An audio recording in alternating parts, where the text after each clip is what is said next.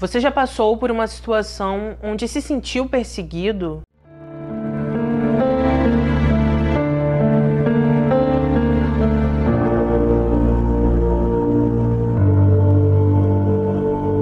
Conheçam Jodie. Ela nasceu no dia 26 de setembro de 1987. Ela era uma jovem de 19 anos que vivia no Kansas, Estados Unidos. Jodie foi descrita como uma jovem generosa e que amava dançar. Enquanto estava no ensino médio, ela participou da equipe de dança, foi eleita capitã 2 vezes consecutivas e, devido ao seu ótimo desempenho, quando ela foi para a faculdade, também se tornou capitã da equipe de dança da universidade. Ela namorava um jovem chamado Owen. Os dois se conheceram no ensino médio, começaram a namorar, entraram na faculdade juntos e as pessoas que viviam ao redor do casal disseram que eles realmente pretendiam se casar. O que acontece é que após entrar na faculdade, Owen começou a sentir um certo ciúme da namorada. Como Jodie tinha um papel de destaque na equipe de dança, alguns homens sempre estavam de olho nela. E por isso, Owen começou a se incomodar. Apesar disso, o namoro deles parecia ir muito bem, eles não tinham grandes problemas, não tinham grandes brigas e pareciam realmente se amar. Jodie era a caçulinha de sua família. Ela morava com os pais nessa época, tinha 2 irmãos mais velhos que viviam em outra cidade, porém a família dela tinha uma certa tradição. Sempre ao final do ano, nas férias, todos eles se reuniam na casa de seus pais para conversar, para se unir juntos como uma família novamente. E em 2006 foi uma época muito especial, porque quando se juntaram, a irmã mais velha dela estava grávida e teria seu bebê em janeiro de 2007. Jodie era o tipo de pessoa que era muito solícita. De acordo com sua mãe, não precisava pedir nada para ela, ela sempre se colocava à frente, fazia tudo. Ela arrumava a casa sem ninguém pedir, lavava a louça sem ninguém pedir, simplesmente para poder ver sua família feliz. Em um certo dia de dezembro de 2006, Jodie foi para a faculdade ensaiar com sua equipe de dança. Assim que o ensaio terminou, ela saiu do local com a amiga Lori. Elas foram para o estacionamento e, ao chegar ali, cada uma foi em direção ao próprio carro. Após se despedirem, elas começaram a dirigir. Lori percebeu, enquanto estava dirigindo, que um carro estava perseguindo ela. No momento que olhou aquele carro, ela se lembrou que, enquanto estava no estacionamento com Jodie, esse carro tinha passado bem devagar perto delas e por isso começou a se preocupar.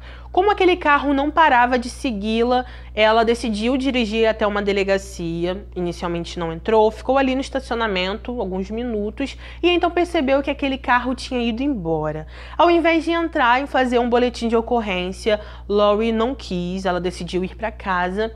E assim ninguém ficou sabendo do que tinha acontecido. Posteriormente, ela chegou a contar isso para Jodie, porém elas não acreditaram que era nada demais. Alguns dias depois, no dia 5 de janeiro de 2007, mais uma vez Jodie estava com sua amiga Lori em um ensaio do departamento de dança. Assim que esse ensaio terminou, elas saíram da faculdade, começaram a caminhar em direção ao estacionamento e enquanto estavam nesse local, Lori viu um carro muito parecido com o carro que tinha perseguido ela dias antes. Como estava claro e era de tarde, ela conseguiu olhar o rosto do motorista, comentou com Jodie sobre isso, falou que já tinha visto aquele jovem em algum local da faculdade e então as duas falaram brevemente sobre o assunto e depois cada uma caminhou em direção a seu carro. Jodie então começou a dirigir, Lori foi até o carro dela, porém ela não conseguiu dirigir até sua casa. Ela percebeu que um de seus pneus tinha sido furado. Inicialmente ela achou que tinha passado por um prego, não acreditou que era nada demais, e então, simplesmente do nada, um homem foi até ela e perguntou se poderia ajudá-la. Enquanto aquele homem estava trocando o pneu, ele começou a conversar com Lori, disse que ele acreditava que aquele pneu não tinha furado sem querer, que ele acreditava que alguém tinha feito aquilo e por isso Lori começou a ficar assustada. Naquele momento, ela pegou o celular, ligou para Jodie. ela não atendeu, mas ela não acreditou que nada estivesse acontecendo com a amiga. Assim que aquele homem terminou de ajudá-la, ela entrou em seu carro, continuou tentando falar com Jodie, não conseguiu e por isso ela decidiu dirigir até a casa da amiga. Ao chegar ali, ela chamou, Jodie não atendeu, acreditando que ela poderia estar com a mãe. Ela dirigiu até o trabalho da mãe de Jodie, conversou com ela um pouco, porém a mãe de Jodie também não tinha ideia de onde ela estava. Como todos começaram a ligar e a jovem não atendeu, eles realmente começaram a se preocupar, porque Jodie não era o tipo de pessoa que simplesmente saía sem avisar ou que não falava as coisas para a mãe. Ela era muito grudada com a mãe dela, compartilhava segredos, dizia tudo o que fazia e por isso, imediatamente, a mãe dela pegou o telefone e contatou as autoridades para falar sobre esse assunto. Algumas horas depois, naquele mesmo dia, as autoridades foram até a casa da família. Ao falar com eles, os policiais perceberam que realmente algo estava errado, notaram que Jodie nunca foi uma adolescente rebelde, nunca fugiu, nunca deu problema aos pais e por isso decidiram iniciar as buscas. No começo, eles tentaram refazer os passos dela após sair do estacionamento da faculdade. Fazendo isso, eles descobriram que ela conseguiu chegar em casa, porém ela não foi até a parte principal da casa, que é a parte da frente. Ela foi para a parte de trás, acredito, que é onde ficava a caixa de correios, e essa rua era uma rua sem saída e deserta. Parece que Jodie chegou ali, mexeu na correspondência e depois simplesmente do nada, tanto ela quanto seu carro sumiram. Os policiais então começaram a procurar alguns suspeitos para poder interrogar. A primeira pessoa de interesse nesse caso foi o namorado de Jodie. Assim que os policiais perguntaram sobre Owen, eles souberam que ele tinha viajado para o Texas para poder ficar com a família alguns dias e por isso entraram em contato com ele. Ao falar com Owen, ele disse que não tinha feito nada com Jodie, pareceu bastante preocupado, e então os policiais pediram para que ele voltasse para o Kansas. Algum tempo depois, ele chegou ao local, foi interrogado, disse mais uma vez que era inocente, se mostrou preocupado, mas os policiais ainda não estavam acreditando nele. Devido a isso, eles verificaram seus registros celulares, verificaram seus cartões de crédito também, e assim eles puderam constatar que Owen realmente estava dizendo a verdade e que no dia em que Jodie desapareceu, ele estava no Texas. Os policiais fizeram a mesma coisa com o celular de Jodie, eles verificaram os registros do celular dela e acabaram descobrindo que o sinal do celular dela foi parar em uma floresta que ficava em Oklahoma. Enquanto alguns investigadores foram até a floresta verificar, Lori foi interrogada por alguns policiais. Ela contou que no dia 5 de janeiro, enquanto estava com Jodie no estacionamento da faculdade, ela viu um carro escuro, olhou o motorista e ela acreditava que aquele homem era o mesmo que tinha perseguido ela dias antes. Ela contou toda a história para os policiais, disse que o nome daquele homem era Justin e por isso os investigadores foram até ele. Assim que começaram a interrogar esse jovem, ele disse que não tinha nada a ver com o que tinha acontecido, falou que assim que saiu do estacionamento, ele dirigiu até uma floresta onde fez uma trilha com alguns amigos, falou que em certo momento ele se perdeu desses amigos, telefonou para o pai e então o pai dele o buscou em uma estrada. Os policiais então entraram em contato com o pai de Justin, que verificou o álibi dele e por isso naquele momento ele foi liberado por eles. Voltando a falar sobre a floresta em Oklahoma, quando os investigadores foram até o local, eles verificaram algumas partes da floresta, não encontraram nada, porém alguns dias depois, um homem que estava caminhando por ali ligou para eles e disse que tinha encontrado algo diferente. Ao chegar ali, os policiais encontraram uma jovem sem vida. Posteriormente, eles descobriram que era Jodie, tinha muitos galhos por cima dela e então a levaram para uma autópsia. Assim que chegou ali, os profissionais constataram que, enquanto Jodie estava naquele local, ela recebeu muitos golpes através de força física. Disseram que ela perdeu a vida porque alguém a estrangulou e que também havia sinais de abuso. Com isso, evidências de DNA que estavam nas unhas de Jodie foram enviadas para um laboratório. Enquanto tudo isso acontecia, os policiais continuaram vasculhando a floresta em busca de outras evidências e ao verificar um lago de pesca que tinha ali, eles encontraram o carro dela. Com isso, uma busca no carro foi feita, eles conseguiram pelos do braço e da perna, eram pelos masculinos, e por isso esses pelos também foram enviados para análise. Os policiais então começaram a desconfiar novamente de Justin, porque quando ele foi interrogado, ele falou que ele e os amigos tinham passado por um lago de pesca, e esse era o mesmo lago onde o carro de Jodie foi encontrado. Os policiais também verificaram câmeras de segurança da faculdade. Ali eles observaram que sempre quando tinha alguma menina do departamento de dança da faculdade, Justin sempre estava à espreita, observando, vigiando, e por isso começaram a desconfiar ainda mais dele. Fora isso, no dia que Jodie desapareceu, o pneu de Lori foi furado, e segundo os policiais, existe uma filmagem na faculdade que mostra Justin caminhando exatamente para o local onde o carro de Lori estava. Por isso, eles acreditam que foi ele que furou, para que ela não pudesse chegar até a amiga com muita facilidade. Com isso, ele foi levado mais uma vez para ser interrogado. Assim que os policiais começaram a falar com ele novamente, eles o informaram que os tais amigos com quem Justin disse que fez uma trilha aquele dia negaram que estavam com ele e disseram que eles nem eram amigos de Justin.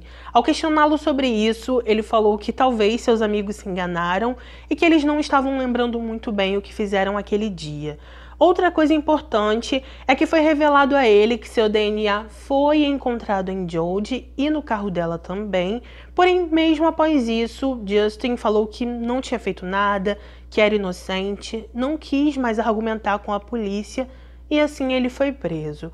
O julgamento dele aconteceu em 2009, ali 10 mulheres testemunharam contra ele, disseram que ele vivia as perseguindo desde 2001 e algumas dessas mulheres até disseram que os incidentes foram relatados à polícia na época. Elas falaram que nenhuma acusação foi apresentada contra ele, que Justin nunca foi preso e que os policiais não deram a atenção devida. Um homem que foi descrito como muito próximo a Justin também testemunhou no tribunal. Ele disse que Justin já vigiava Jodie desde seus 13 anos, que ele ficava observando enquanto ela estava na piscina, que ele também ficava vigiando enquanto ela trocava de roupa em seu quarto e que Jodie nem percebia. Uma mulher que namorou com ele por 3 anos também testemunhou contra ele. Ela disse que seu namoro era conturbado, que ela terminou com ele mais ou menos um mês antes de Jodie desaparecer e que ela fez isso porque Justin começou a querer que eles tivessem relações íntimas estilo sadomasoquista e isso não deixava ela confortável. Ela também mencionou que ele ia muitas vezes na floresta onde Jodie foi encontrada, mais ou menos 3 vezes na semana, e que em certa vez ele chegou a dizer para ela que ali seria um ótimo lugar para poder deixar alguém. Outra coisa importante que eu encontrei em algumas matérias é que essa ex-namorada de Justin disse que ele abusou dela, porém as matérias não entram muito nesse assunto e o nome dela também não é revelado. Ainda no tribunal, outras 2 mulheres que trabalharam com Justin também testemunharam contra ele. Essas mulheres disseram que ele vivia mexendo com elas de uma forma invasiva e que certa vez ele também as perseguiu. A família de Justin esteve presente no tribunal, incluindo seus pais e sua irmã. Em certo momento, eles foram ouvidos e pediram para que a vida dele fosse poupada. Isso aconteceu porque no julgamento se revelou que, enquanto esse processo estava em andamento, Justin e seus advogados descobriram que ele poderia receber a pena capital e, por isso, ele quis muito fazer um acordo tanto com os investigadores quanto com a família de Jodie. Quando os policiais foram até a família de Jodie apresentar esse acordo, os pais dela negaram totalmente. Ali, Justin dizia que se a pena capital fosse retirada de seu julgamento, ele iria confessar e ia aceitar os anos de prisão que ele poderia receber. Apesar disso, como falei para vocês, os pais de Jodie disseram que não iriam aceitar e que queriam que a pena capital fosse mantida no julgamento dele. Devido a isso, ao final de tudo, após todos serem ouvidos, Justin foi sim considerado culpado e recebeu a pena capital. Algum tempo após o julgamento, os pais de Jodie e seus irmãos lutaram para criar a lei de Jodie. Felizmente, eles conseguiram e por isso, atualmente no Kansas, quando alguém se sente perseguido ou se sente vigiado, essa pessoa pode conseguir com mais facilidade proteção policial sem muita burocracia, coisa que não acontecia antes. Quando Justin recebeu sua sentença, ele não a aceitou muito bem e por causa disso, até hoje, ele e seus advogados lutam para que sua vida seja poupada e ele não seja executado.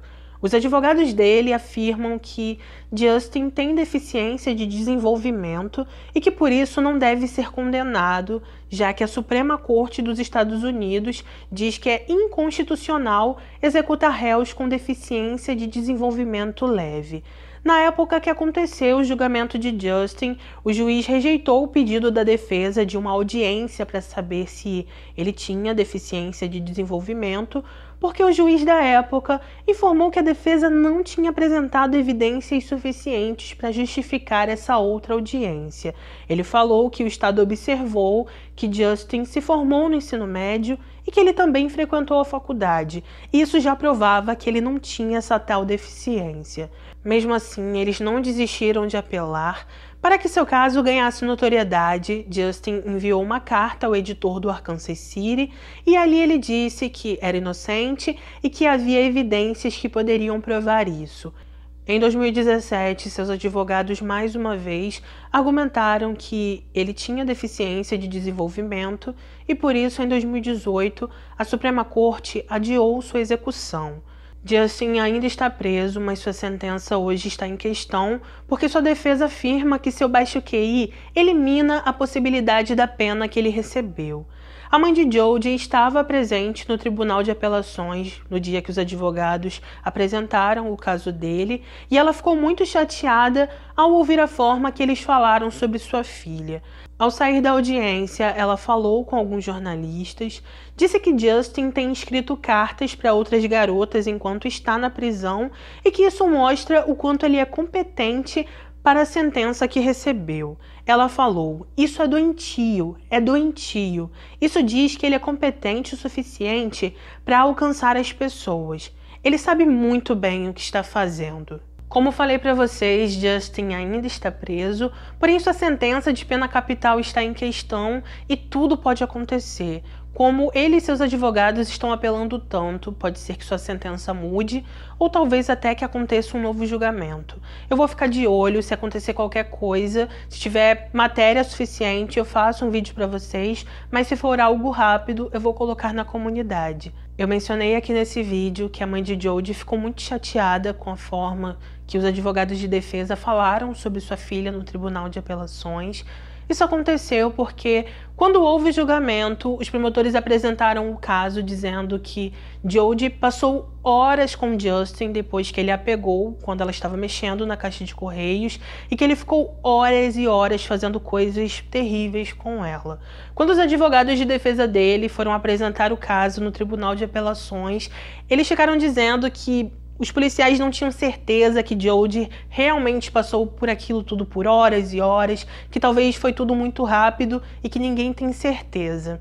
Por isso que a mãe dela ficou muito triste e muito chateada com a forma que eles estavam expondo novamente sua filha. Então é isso, gente. Esse foi o nosso caso de hoje. Deixa aqui nos comentários o que você achou sobre esse caso, se você já conhecia ele ou não, e coloca a sua opinião, que é muito importante para mim. Se puder, por favor, não saia daqui sem deixar o seu like, que é de graça e não custa nada. Ativa o sininho para ser notificado dos próximos vídeos e deixa seu comentário, que é muito importante para mim. Se puder, por favor, compartilhe esse vídeo nas suas redes para que outras pessoas conheçam o meu trabalho e venha aqui toda semana, porque eu sempre estou postando vídeo 3 vezes por semana, tá bom, gente? Obrigada a cada um que chegou ao final, agradeço do fundo do meu coração e é isso. Um beijo no coração de vocês, obrigada por tudo sempre, fiquem com Deus, se cuidem e até o próximo vídeo.